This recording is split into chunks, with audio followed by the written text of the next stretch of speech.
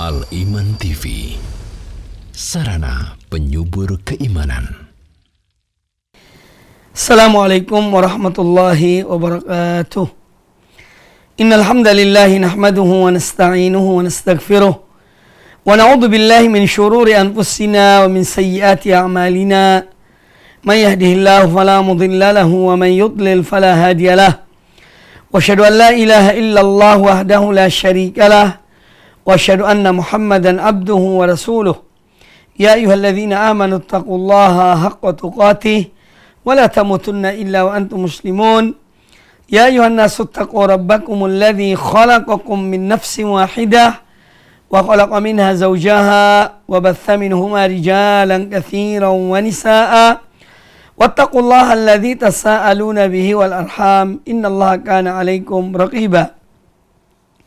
Ya ayyuhalladzina amanu taqullaha wa qulu qawlan sadida yuslih lakum a'malakum wa yaghfir lakum dhunubakum wa man yuti'illaha wa rasulahu faqad faza fawzan 'azima. Amma ba'd. Kaum muslimin dan kaum muslimat, para pemirsa dan para pendengar televisi dan radio Al-Iman dimanapun Anda berada, semoga senantiasa dirahmati Allah Azza wa Jalla, dilindungi dan selalu diberikan taufik untuk senantiasa mengerjakan amal-amal kebaikan. Alhamdulillah, pada kesempatan yang baik ini kembali kita dipertemukan oleh Allah Subhanahu wa taala dalam pembahasan kitab Usulul Iman fi Dhau'il Kitab wa Sunnah, prinsip-prinsip dasar keimanan dalam pandangan Al-Quranul Karim dan Sunnah Rasulullah Sallallahu Alaihi wa alihi Wasallam. Pembahasan kita yang terakhir pada pertemuan yang lalu adalah tentang macam-macam tawassul yang dibolehkan atau yang disyariatkan dalam agama kita ini. Yang pertama adalah tawassul dengan nama-nama Allah dan sifat-sifat Allah yang mulia. Kemudian yang kedua, tawassul dengan amal soleh, amal kebaikan, amal soleh yang pernah dikerjakan oleh seorang hamba. Kemudian dia bertawassul pada Allah dengan amal-amal tersebut.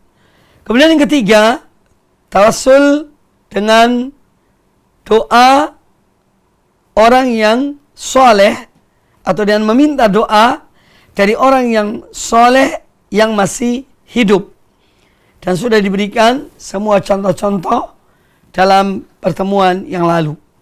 Dan insyaallah ta'ala kita akan membahas pada kesempatan yang baik ini tentang macam yang kedua dari macam-macam tawassul, yaitu at-tawassul al-mamnu', tawassul yang dilarang.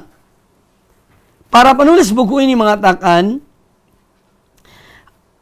as-tsani, yang kedua, at-tawassulul mamnu', tawassul yang dilarang. Huwa tawassulu ila Allah Ta'ala bima lam yathbut fi syari'ati annahu wasilatun. Tawassul yang dilarang adalah tawassul kepada Allah Subhanahu wa taala dan sesuatu yang tidak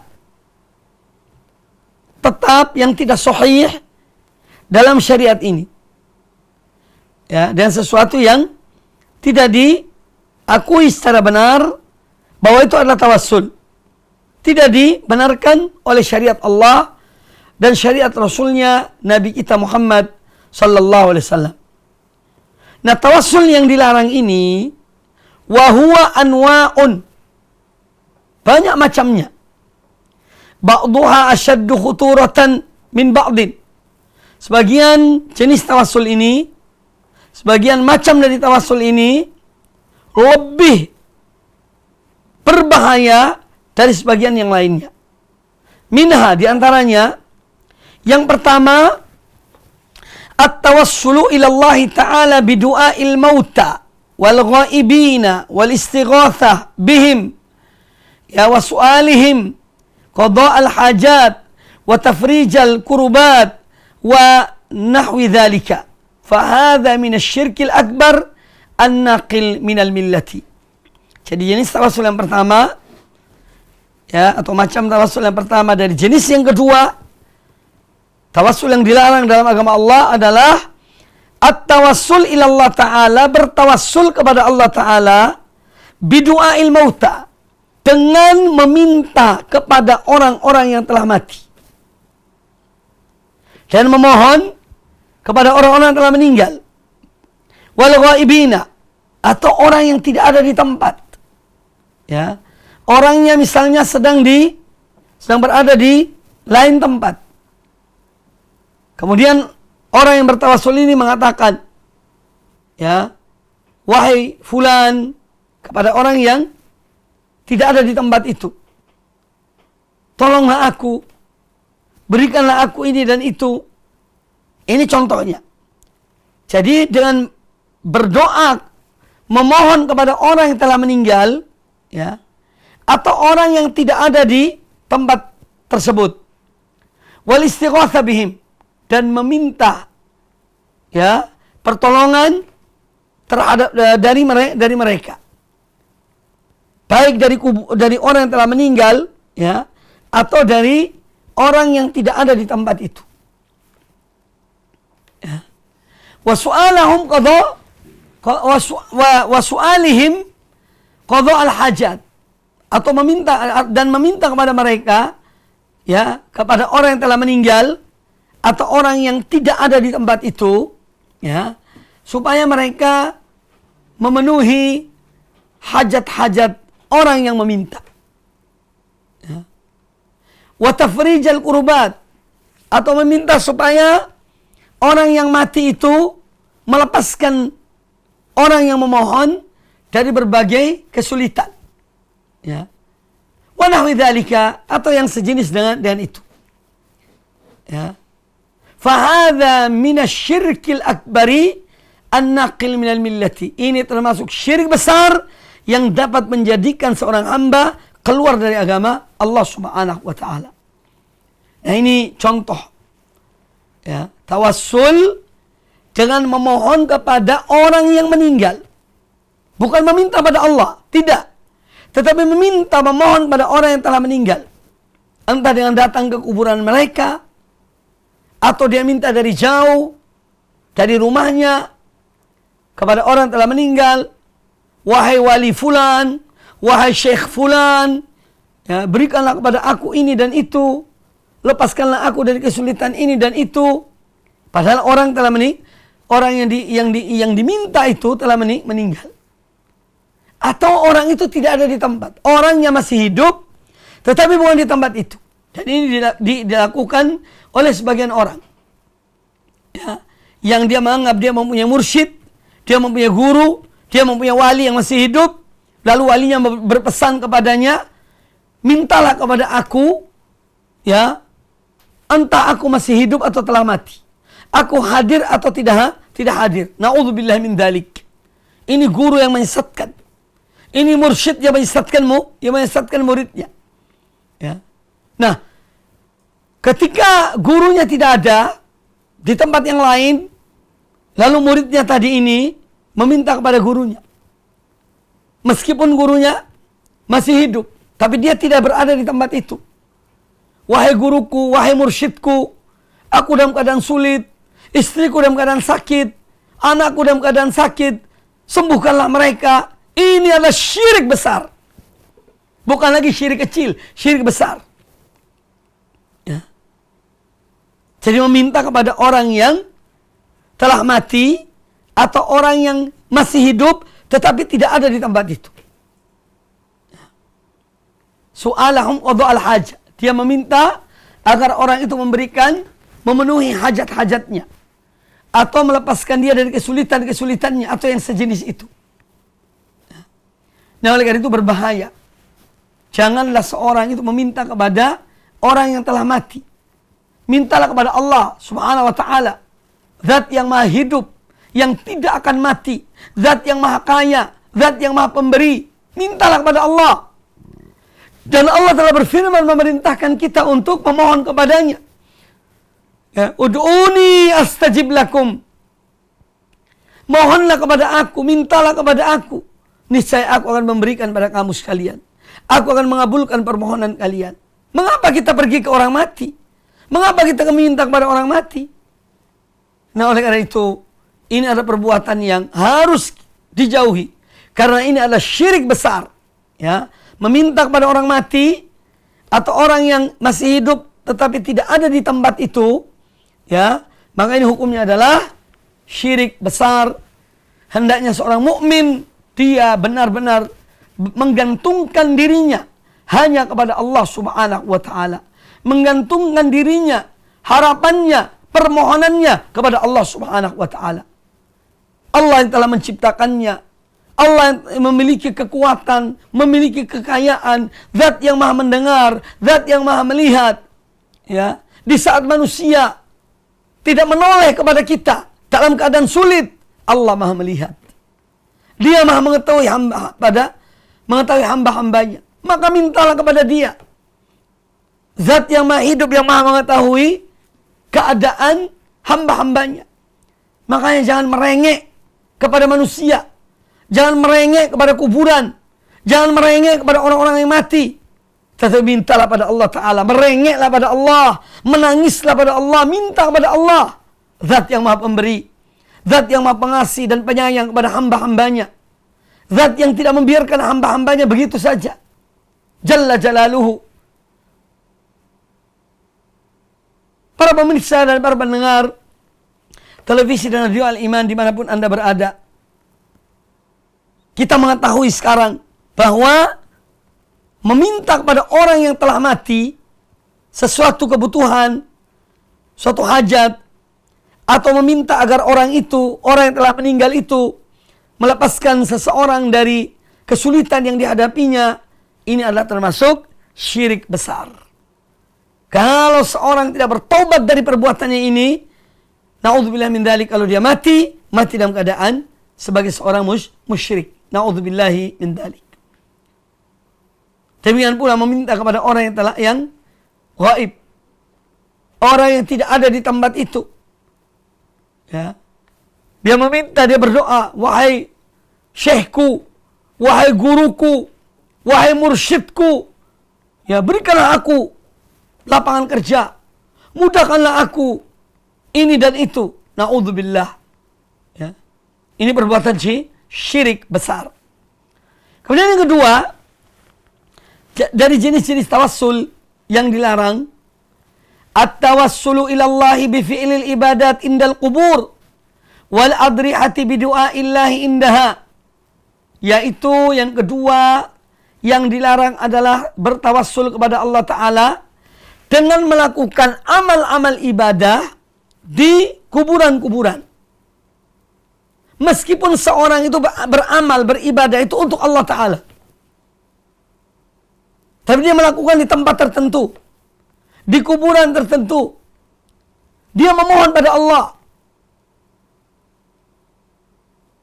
tetapi dia melakukan amal-amal ibadah di kuburan, di satu tempat. Wal bina 'alaiha, atau termasuk hal yang dilarang, seorang membangun, yakni di atas kuburan, bangunan-bangunan, dan dia bertawassul, ya semoga dia membangun bangunan itu nanti begini dan begitu. Ya, ini termasuk yang dilarang. Wa wad'ul qanadil was sutur, demikian pula meletakkan lampu-lampu, ya, di kuburan atau ditutup dengan kain dan yang sejenisnya. Ini semua adalah perbuatan yang termasuk wa hadza minasyirkil asghari, termasuk syirik-syirik kecil, al-munafi li kamali tauhid, yang menafikan yang dapat menghapus, yang menafikan kesempurnaan tauhid seseorang.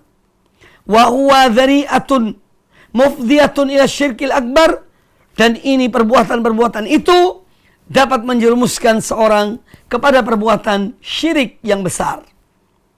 Kaum muslimin rahimani wa rahimakumullah, orang yang telah meninggal itu didoakan mereka.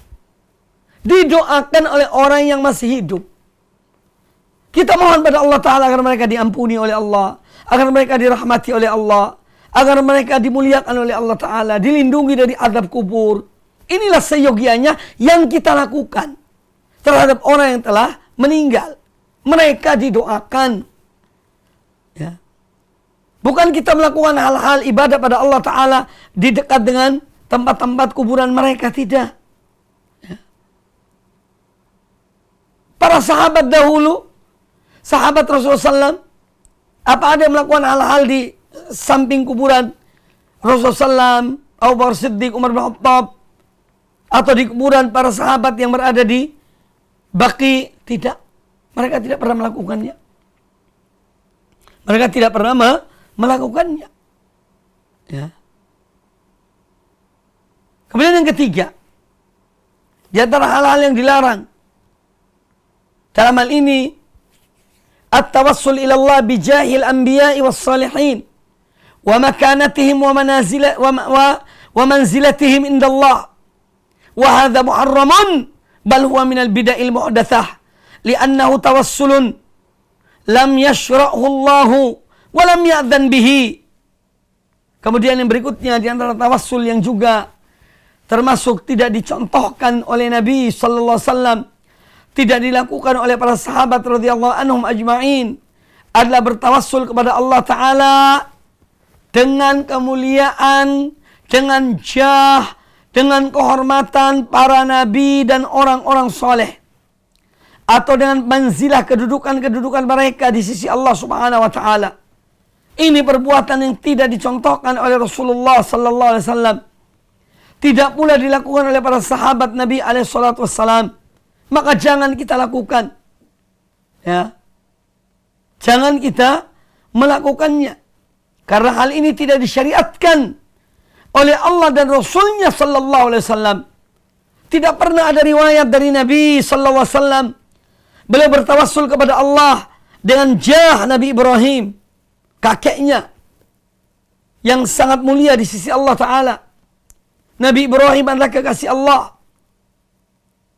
Wattakhadallahu Ibrahim khalila. Dan Allah menjadikan Ibrahim, mengangkatnya, mengambilnya sebagai kekasih. Namun tidak ada riwayat dari Nabi sallallahu alaihi wasallam, demikian pula dari para sahabat beliau yang bertawassul kepada Allah dengan jah Nabi Ibrahim. Tunjukkan kalau ada riwayat itu. Tidak ada. Tetapi Rasulullah SAW memberikan contoh, berdoa kepada Allah Ta'ala, memohon kepada Allah Ta'ala, bahkan di saat yang sangat genting, ketika perang Badar, Nabi SAW beristighosah kepada Allah Ta'ala, mohon pertolongan pada Allah Subhanahu Wa Ta'ala. Tidak ada riwayat bahwa beliau meminta kepada Allah dengan jah dan kemuliaan Nabi Ibrahim. Tidak. Tapi beliau langsung mohon pada Allah Azza wa Jalla, Zat yang Maha Kuasa, ya, yang segala kemuliaan milik Allah. Kemuliaan Allah jauh lebih besar dan tidak bisa dibandingkan dengan kemuliaan Nabi Ibrahim dan kemuliaan Nabi Musa atau yang lainnya. Maka dari itu mintalah kepada Allah dengan kemuliaannya, dengan keagungannya, dengan kebesarannya, dengan Maha Pemurah pengasihnya. Kita mohon pada Allah Subhanahu Wa Taala. Ini yang diajarkan oleh Rasulullah SAW dalam menanamkan tauhid kepada umat ini. Jadi bukan dengan jah orang lain, ya, para anbiya dan sholihin, atau dengan kedudukan-kedudukan mereka, tidak. Makanya perbuatan tersebut tidak ada landasannya. Allah tidak mensyariatkannya. Demikian pula Rasulullah sallallahu alaihi wasallam tidak mensyariatkannya. Makanya Allah bertanya, Allahu adzina lakum? Apa Allah yang mengizinkan kalian berbuat demikian? Ini disebut dalam surat Yunus ayat yang ke-59. Wali anna jahas salihin wa makanatahum indallahi innama tanfa'uhum hum. Dan perlu dipahami betul bahwa kemuliaan, kedudukan orang-orang yang saleh, para anbiya, orang-orang yang saleh, para anbiya, bahwa kedudukan mereka, kehormatan mereka itu hanya bermanfaat di sisi Allah Ta'ala untuk mereka sendiri. Karena mereka orang-orang yang taat pada Allah, orang-orang yang saleh, orang-orang yang berjalan di atas jalan Allah dan jalan Rasulnya, maka kemuliaan mereka untuk diri mereka. Untuk diri mereka. Akan bermanfaat bagi mereka. Kama qala Allah Ta'ala, sebagaimana Allah Ta'ala berfirman, wa an laysa lil insani illa ma sa'a. Dalam surat An-Najm ayat yang ke-39. Dan bahwasanya manusia tidak memiliki apa-apa kecuali apa yang dia usahakan. Ya, apa yang dia amalkan, itu yang menjadikan dia mulia. Itu yang menjadikan dia mendapatkan apa yang dia dapati, dia peroleh dari Allah Subhanahu wa taala. Semua itu dari apa? Usahanya. Ya. Dari kerja kerasnya dalam beribadah kepada Allah Subhanahu wa taala, dalam ketaatan kepada Allah Azza wa Jalla. Maka dia mendapatkan hasilnya. Bukan dengan perbuatan orang lain. Wa laysa lil insani illa ma sa'a. Bahwa saya manusia tidak memiliki kecuali apa yang dia usahakan. Makanya Allah Azza wa Jalla memerintahkan kita untuk beramal. I'malu fasayarallahu amalakum. Beramallah kalian, berbuatlah kalian. Ya. Niscaya Allah akan melihat amal kalian. Demikian pula Rasulullah SAW dan kaum mukminin. Di akhirat kelak mereka akan melihat amal perbuatanmu, hasil dari amal perbuatanmu. Maka beramal, berbuat, berusaha. Jangan hanya berpangku tangan, kemudian mengharapkan dari orang lain. Nanti aku diselamatkan oleh wali fulan. Nanti aku diselamatkan oleh ini dan itu. Tidak. Tetapi dengan kita beramal. Innal ladzina amanu wa amilus solihat. Ya. Ulaika hum khairul bariyah.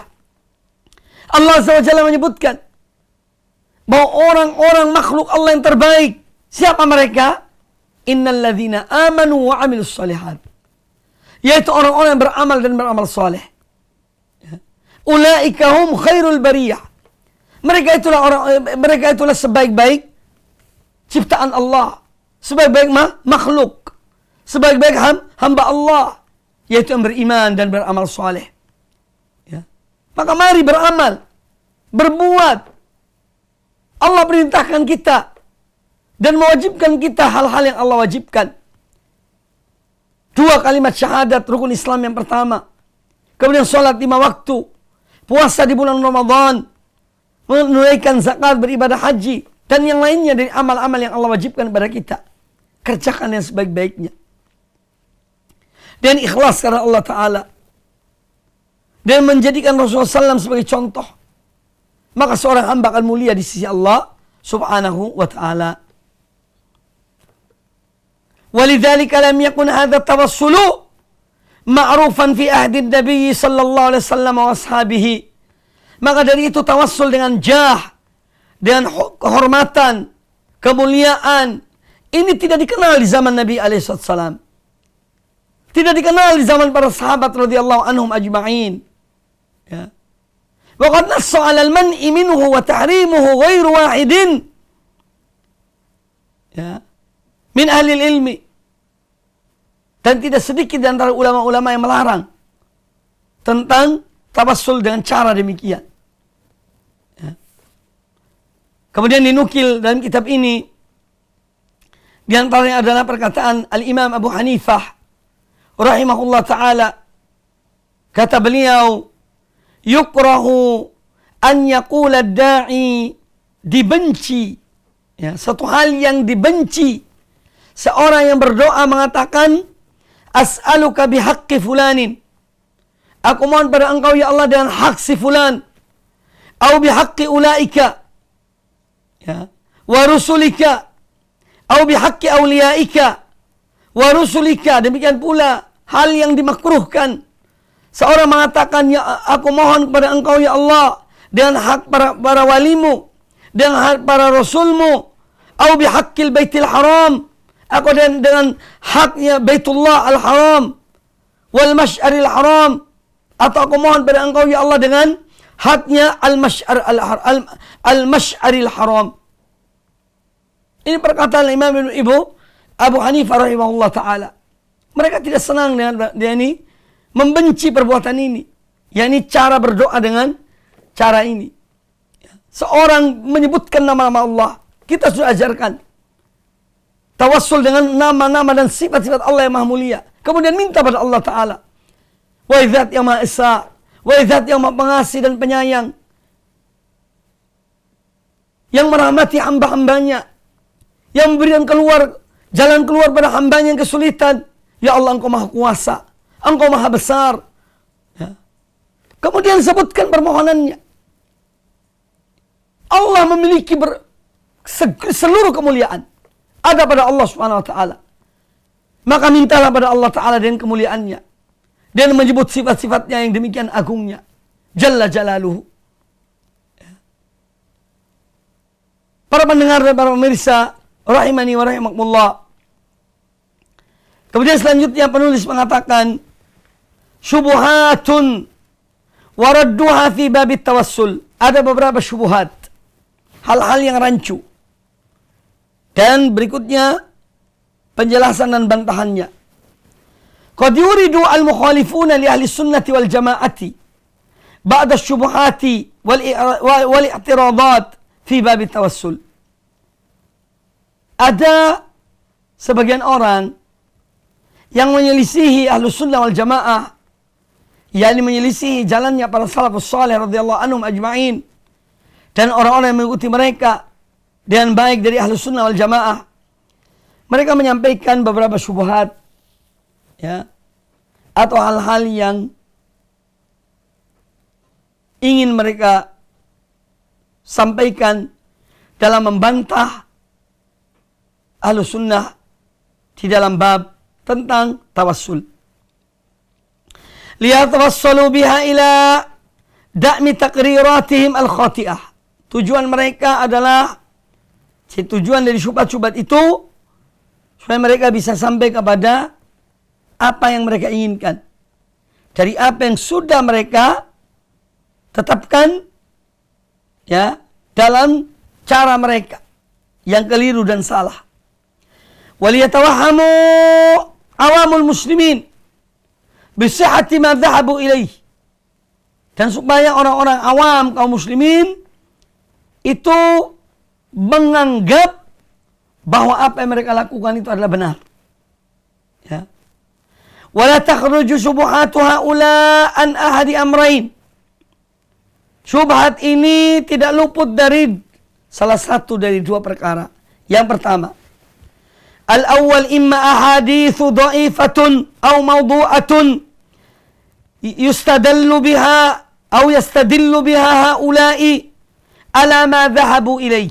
Yang pertama, ketika mereka berupaya membenarkan perbuatan-perbuatan mereka yang menyimpang dari cara yang diajarkan oleh Nabi SAW dalam bertawassul, mereka membawakan hadis-hadis yang dhaif, bahkan hadis-hadis yang maudhu, palsu. Ya. Mereka sampaikan kepada orang-orang awam. Padahal hadis-hadis itu adalah hadis yang tidak ada asalnya.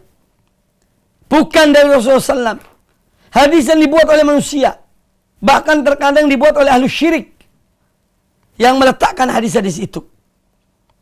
Jadi yang pertama adalah dengan menggunakan hadis-hadis dhaif dan hadis-hadis palsu, mereka jadikan sebagai dalil, ya, dalam terhadap apa yang mereka lakukan. Di antara hadis-hadis itu, ya, wa hadhihi yufrighu min amriha bima'rifati adami sihhatiha wa thubutiha. Wa min dzalika, di antara hadis-hadis itu yang pertama, hadis yang berbunyi tawassalu bijahi. Bertawassulah kalian dengan jahku dan kehormatanku. Fa inna jahi indallahi azim. Karena sungguhnya kehormatanku, jahku di sisi Allah itu adalah agung. Hadis ini, kata para peneliti hadis inilah aslalahu. Ya. Tidak ada asal usulnya. Ya. Tidak ada asal usulnya. Supaya diketahui bahwa jah Nabi sallallahu alaihi wasallam adalah kehormatan beliau amat mulia. Ya. Allah menyebutkan kehormatan Nabi Musa di dalam Al-Quranul Karim. Al-Ahzab ayat yang ke-69. Tentang Nabi Musa alaihissalam Allah berfirman, "Wa kana 'indallahi wajiha." Dan adalah beliau Musa di sisi Allah seorang yang mulia. Kalau Nabi Musa alaihissalam beliau seorang yang mulia di sisi Allah Ta'ala, tentu Nabi kita Muhammad SAW lebih mulia dari Nabi Musa alaihissalam. Ya. Nabi kita Muhammad SAW lebih mulia dari Nabi Musa alaihissalam. Semua para anbiya adalah mulia di sisi Allah Subhanahu wa Ta'ala. Ya. Nah, seandainya disyariatkan, tentu ada hadis yang sahih dari Nabi SAW menyampaikan kepada umat, kepada sahabat beliau. Kalau seandainya cara ini benar. Nah, ketika tidak ada riwayat yang sahihah dari Nabi SAW, maka cara bertawassul dengan menyebutkan jah, kehormatan atau hak, ini tidak dibenarkan.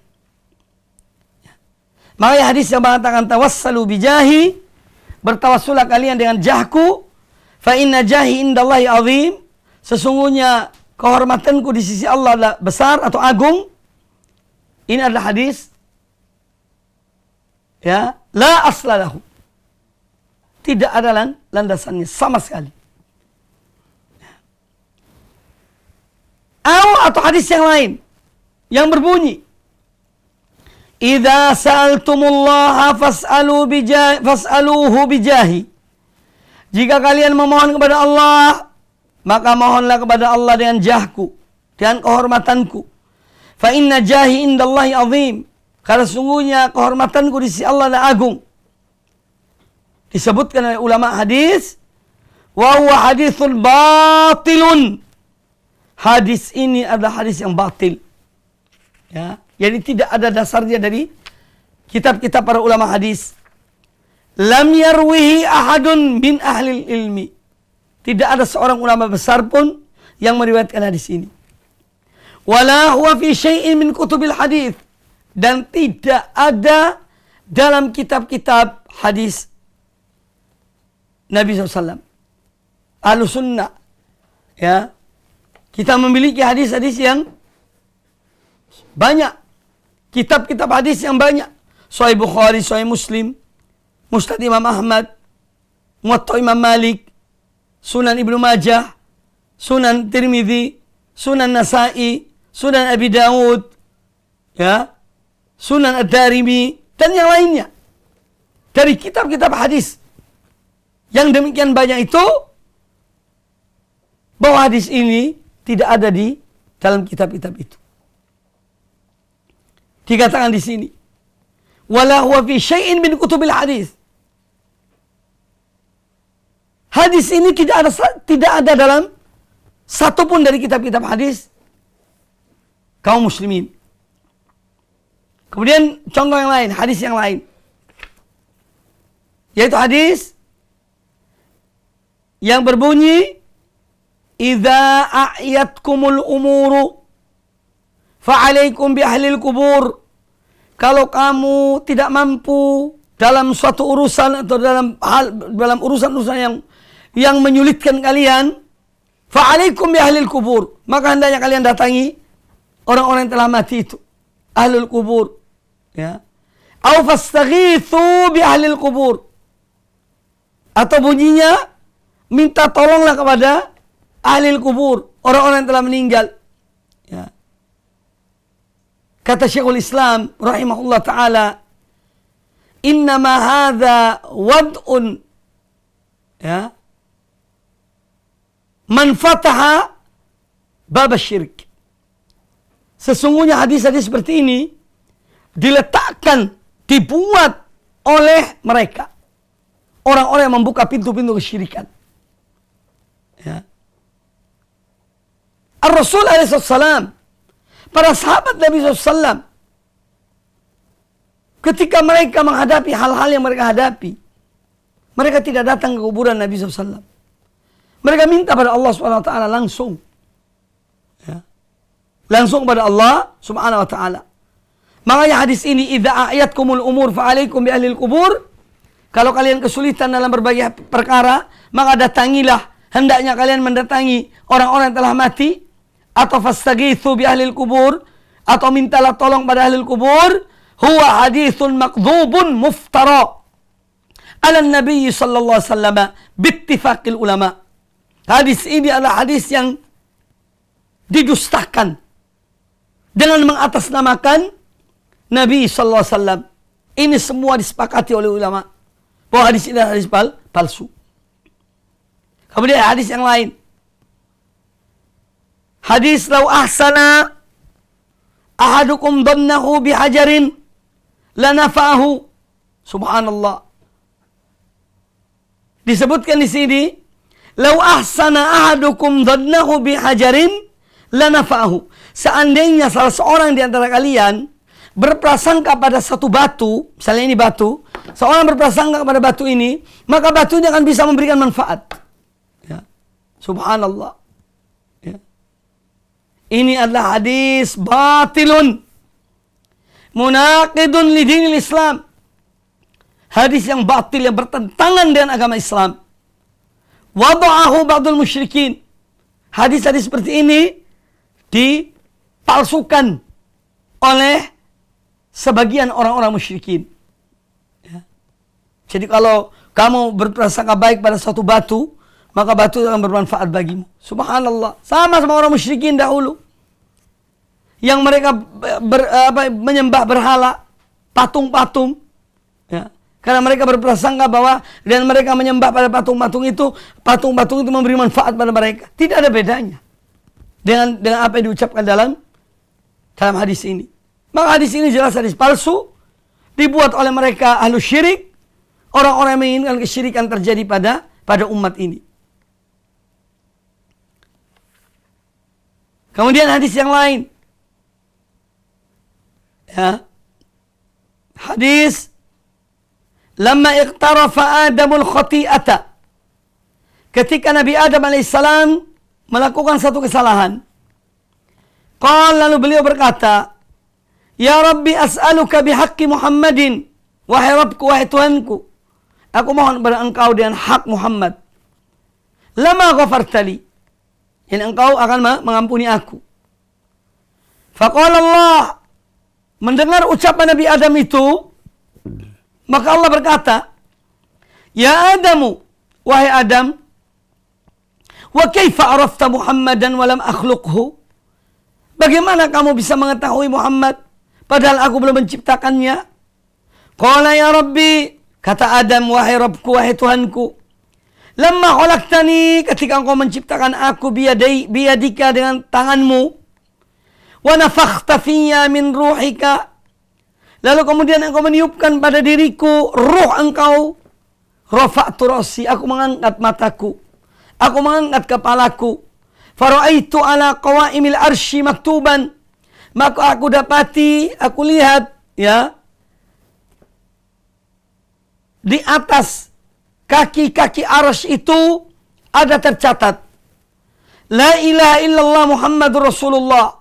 Ada tertulis, tiada sembahan yang hak kecuali Allah, dan bahwa Muhammad adalah Rasul, utusan Allah. Ya. Fa'alimtu annaka lam tudif ila ismika illa ahabbal khalqi ilaika. Maka aku mengetahui bahwasanya tidak mungkin engkau menisbahkan atau menyertakan nama dan namamu, ya, kecuali orang yang engkau atau hamba yang paling engkau cintai.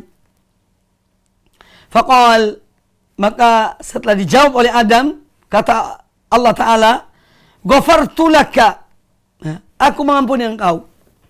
Walaula Muhammadun ma khalaqtuka, dan kalau saja bukan karena Muhammad, aku tidak akan menciptakan engkau. Hadis ini dikeluarkan oleh Imam Al-Hakim dalam kitabnya Al-Mustadrak. Kata Al-Imam Al-Zahabi, ketika Imam Al-Hakim mengatakan hadis ini sahih, kata Imam Al-Zahabi rahimahullah ta'ala yang meneliti kitabnya Al-Hakim, kata beliau, bal maudhu', bahkan hadis ini palsu. Ya. Hadis ini palsu. Ya. Wa huwa hadithun batilun la asla lahu. Hadis ini adalah hadis yang batil, yang tidak ada dasarnya. Wa mithluhu hadis, demikian pula contoh hadis ini yang serupa dengan hadis ini, laulaka ma khalaqtul aflak, kalau bukan karena engkau wahai Muhammad, aku tidak menciptakan yakni alam semesta ini. Ya. Juga hadis batil, la aslalahu. Ya. Tidak ada landasannya dalam kitab-kitab hadis. Allah Ta'ala menciptakan makhluknya, menciptakan jin dan manusia untuk beribadah pada Allah Ta'ala. Wa ma khalaqtul jinna wal insa illa liya'budun. Dan tidaklah aku ciptakan jin dan manusia melainkan untuk mereka beribadah menyembah aku. Ya. Bukan laulaka ma khalaqtul aflak.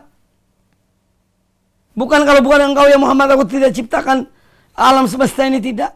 Tapi Allah menciptakan jin dan manusia untuk beribadah pada Allah Subhanahu wa ta'ala.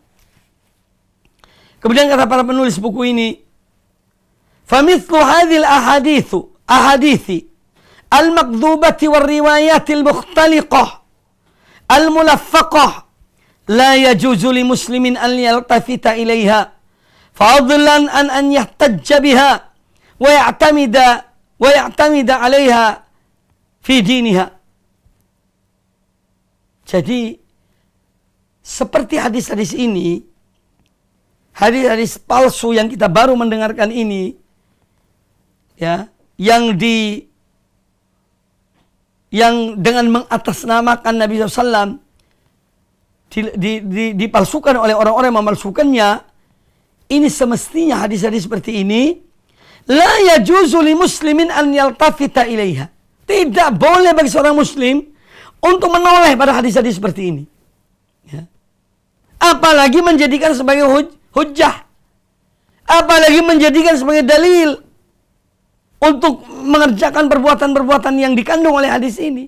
Tidak perlu ditoleh hadis-hadis ini. Ya. Masih banyak hadis-hadis yang sahih. Makanya para ulama hadis mereka berjuang untuk mencari hadis. Mendapatkan para ulama-ulama hadis yang meriwayatkan hadis-hadis itu. Kemudian mereka bukukan. Semua ini dalam rangka menjaga agama Allah. Menjaga hadis-hadis Nabi Sallallahu Alaihi Wasallam dari kedustaan-kedustaan yang dinisbahkan kepada beliau. Ya. Karena ketika itu muncul firqah-firqah, kelompok-kelompok. Demikian pula banyak orang-orang yang bukan muslim masuk Islam. Tapi tidak semua mereka masuk Islam berniat benar. Ada di antara mereka yang berpura-pura memeluk Islam tapi untuk merusak dari dalam. Maka dari situlah kemudian muncul hadis-hadis palsu yang diletakkan, yang dibuat-buat oleh sebagian manusia. Namun Allah menciptakan hamba-hambanya, para ulama-ulama hadis, yang mereka mengorbankan semua yang mereka miliki dalam rangka mencari hadis-hadis yang sahih. Maka kemudian muncullah buku-buku, kitab-kitab para ulama hadis sebagai sumber, sebagai rujukan kaum muslimin dalam agama mereka. Ini semua nikmat dari Allah Ta'ala dalam menjaga agama Allah Subhanahu Wa Ta'ala.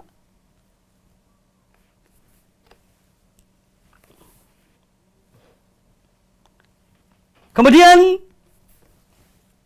yang kedua, kalau yang pertama tadi, syubhat yang pertama yang selalu digunakan untuk melariskan apa yang mereka kerjakan adalah dengan menggunakan hadis-hadis palsu. Hadis-hadis dhaif yang tidak bisa dijadikan hujjah Apalagi hadis palsu. Jelas palsu. Nah, jenis yang kedua, syubhat yang kedua, ahadits sahihatun thabitatun anin nabi sallallahu alaihi wasallam yusi'u haula'i fahmaha wa yuharrifunaha an muradiha wa madluliha. Syubhat yang kedua yang digunakan oleh mereka adalah hadis-hadis sahih. Ya. Hadis-hadis sahih dari Nabi sallallahu alaihi wasallam, namun mereka di dalam memahami hadis-hadis ini dibawa ke makna yang salah dan keliru, yang sesuai dengan apa yang mereka inginkan. Mereka merubah dari maksudnya sebenarnya kepada yang lainnya, kepada yang lainnya. Min dzalika, di antaranya ma thabata fi sahih. Di antaranya adalah hadis sahih dalam kitab Sahih Al-Bukhari. Contohnya, anna Umar ibn Al-Khattab radhiyallahu anhu kana idza qahatu, bahwa saya dahulu Umar ibn Al-Khattab radhiyallahu anhu kalau musim paceklik, panas yang berkepanjangan, istasqa bil Abbas bin Abdul Muttalib, maka beliau meminta turunnya hujan dengan perantaraan doa Al-Abbas bin Abdul Muttalib, doa paman Rasulullah SAW, yaitu Al-Abbas. Faqal, kata Umar bin Khattab radhiyallahu an, kata Al-Abbas dalam doanya ketika doa minta hujan, kata Al-Abbas radhiyallahu anhu, Allahumma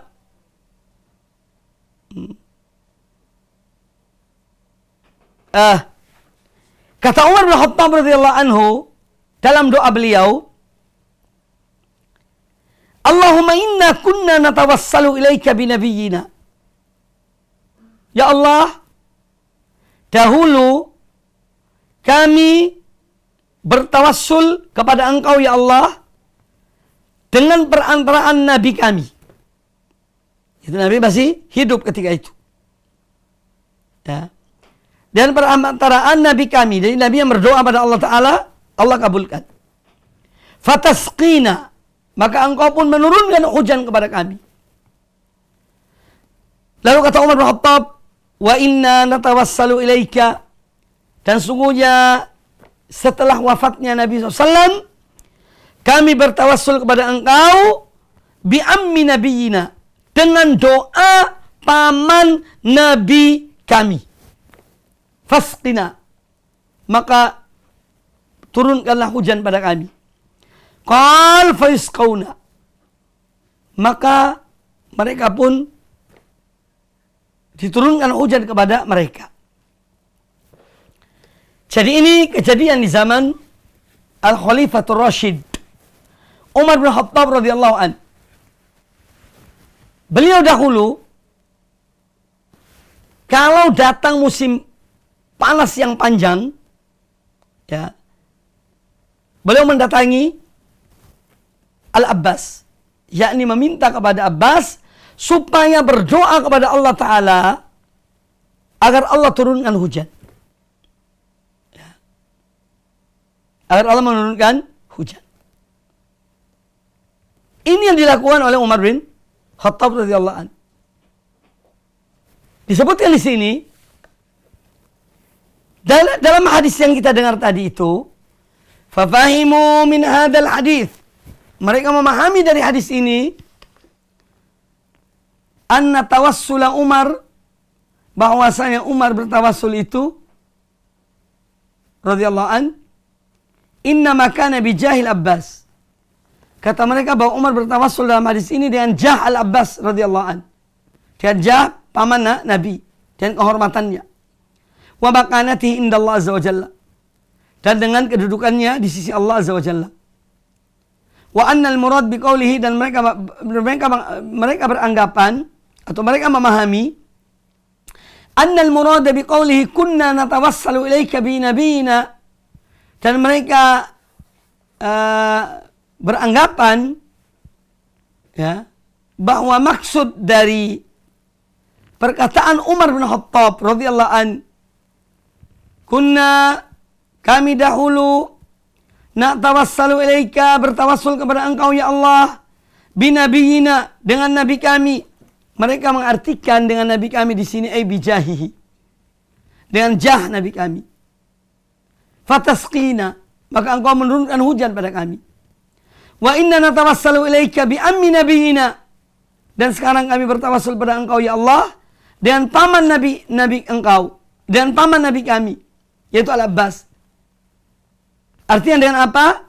Kata mereka, bijahihi, dengan jah dan kehormatan Al-Abbas. Kata para penulis buku ini, wahada wala raiba fihim, wahada wala raib, fahmun khati'un. Tidak ada keraguan lagi bahwa ini adalah pemahaman yang salah. Wa ta'wilun ba'id, dan satu penakwilan yang jauh. La yadullu alaihi siyaqun nassi wala la min qarib wala min ba'id. Ya. La yadullu alaihi siyaqun nassi. Apa yang ada dalam nas hadis ini tidak menunjukkan apa yang mereka maksudkan. Dari dekat maupun dari jauh. Bukan itu yang dimaksud oleh nas hadis ini. Yakni perkataan Umar bin Khattab ini. Idlam yakun ma'rufan lada sahabati tawassul ilallahi bidhatin Nabi SAW au jahihi. Karena apa? Dulu tidak pernah dikenal.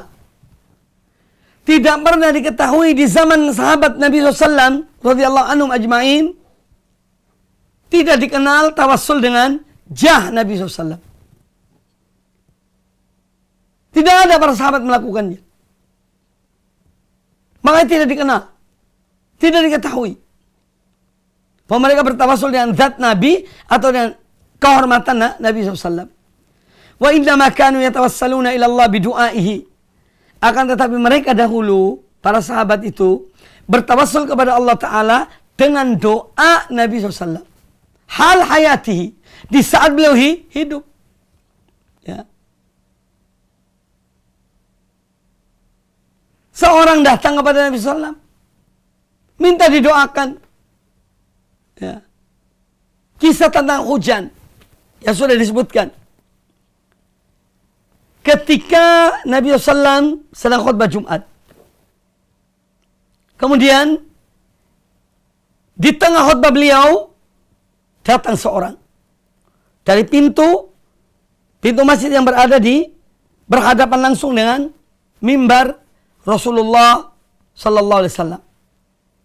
Lalu orang itu mengatakan, ya Rasulullah, harta telah binasa, binatang ternak mati, ya, dan seterusnya. Menunjukkan bahwa sekarang dalam musim paceklik. Wahai Rasulullah, mohonlah pada Allah Ta'ala supaya dia menurunkan hujan pada kami. Maka Nabi SAW kemudian langsung berdoa pada Allah Ta'ala untuk menurunkan hujan. Beliau berdoa, langsung dikabulkan oleh Allah Azza wa Jalla. Jadi ini yang dimaksud. Para sahabat dahulu datang kepada Nabi SAW, meminta doa dari beliau. Sebagaimana dalam kisah tentang orang buta, yang juga akan disebutkan. Orang buta yang datang kepada Nabi SAW, mohon pada beliau untuk berdoa pada Allah Ta'ala. Agar Allah menjadikan mata yang melihat. Itu doa Nabi SAW di saat beliau hidup. Bukan dengan kehormatannya. Wa innama kanu yatawassaluna ila Allah bidu'aihi. Akan tetapi mereka para sahabat dahulu bertawassul kepada Allah Ta'ala dengan perantaraan doa Nabi sallallahu alaihi wasallam hala hayatihi, di saat beliau masih hidup.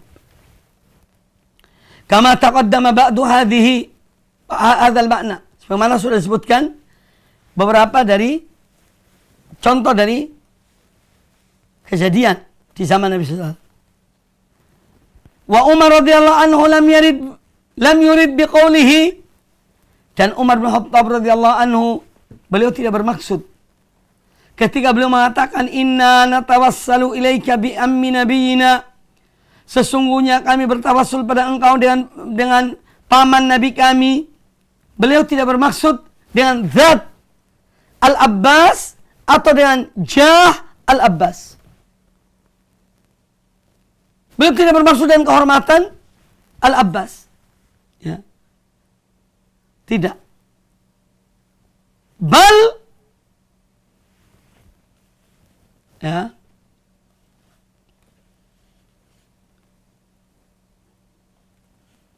Wa inna ma arada du'aahu. Akan tetapi yang diinginkan oleh Umar bin Khattab, yang dimaksud oleh beliau, ya, sesungguhnya kami bertawassul kepada engkau dengan paman nabi kami. Innama arada du'aahu. Yang dimaksudkan oleh Umar bin Khattab dengan doanya paman nabi. Al-Abbas yang ketiga itu masih hidup. Dia berdoa kepada Allah Ta'ala. Walau kana tawassulu bidzati awil jah ma'rufan indahum. Seandainya saja bahwa bertawassul kepada Allah dengan zat tubuh Nabi Sallam atau dengan kehormatan beliau, seandainya sudah dikenal dahulu indahum di zaman sahabat, lama adalah Umar anit tawassul bin Nabi Sallam ila tawassul bil Abbas. Tentu Umar tidak akan berpaling dari bertawassul kepada Nabi, tidak akan berpaling dari bertawassul kepada kepada Nabi, dia pindah kepada Al-Abbas. Ya. Tentu Umar tidak akan pindah tawassul kepada Al-Abbas. Jika seandainya tawassul kepada Nabi Sallam itu tawassulnya para sahabat dahulu kepada Nabi, kepada Allah dengan zat Nabi Sallam atau dengan kehormatannya, tentu Umar akan mengatakan demikian. Dia tidak akan beralih kepada Al-Abbas. Jadi sini dipahami bahwa yang dimaksud dengan inna natawassalu ilaika bi ammi nabiyina, sesungguhnya kami bertawassul kepada engkau ya Allah dengan paman nabi kami, yaitu dengan doa beliau, dengan doa Al-Abbas radhiyallahu anhu.